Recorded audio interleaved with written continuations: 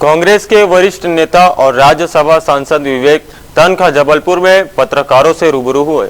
उन्होंने कहा कि कांग्रेस लोकसभा चुनाव में युवा और नए चेहरे को उतारेगी और इस बार मोदी जी की ऐतिहासिक हार होगी।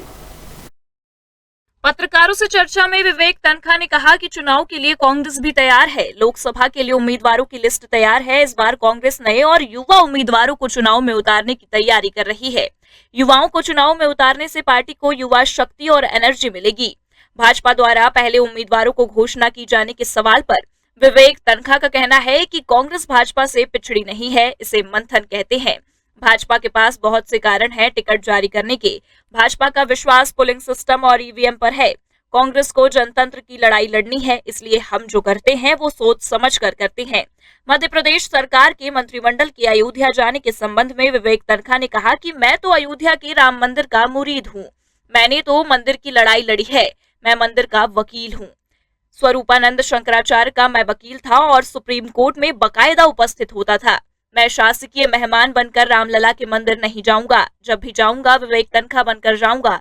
विवेक तन्खा ने कहा इस चुनाव में मोदी जी को ऐतिहासिक हार का सामना करना पड़ेगा। आज मोदी जी की हालत वैसी है जो आपातकाल के समय कांग्रेस की थी।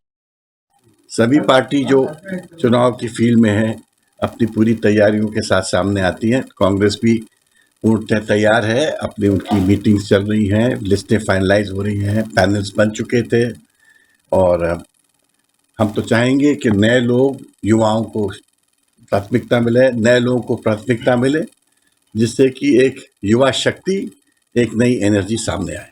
इसको पिछड़ना नहीं कहते हैं, इसको मंथन कहते हैं। भारतीय जनता पार्टी के पास बहुत सारे कारण हैं जल्दी रिलीज करने के। उनका कॉन्फिडेंस तो पोलिंग सिस्टम पे है, ईवीएम पे है, सब पे है।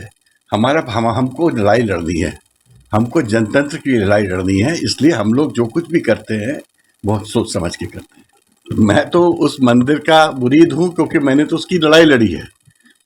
जो लोग आज गए होंगे शायद उस मंदिर के वकील नहीं थे, मैं तो उस मंदिर का वकील था। स्वरूपानंद जी शंकराचार्य जी का मैं वकील था। मैं सुप्रीम कोर्ट में बाकायदा राम मंदिर के लिए अपेयर होता था।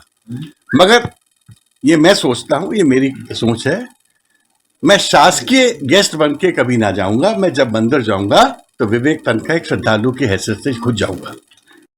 जबलपुर से इंडिया टाउन न्यूज के लिए दिनेश चौधरी की रिपोर्ट।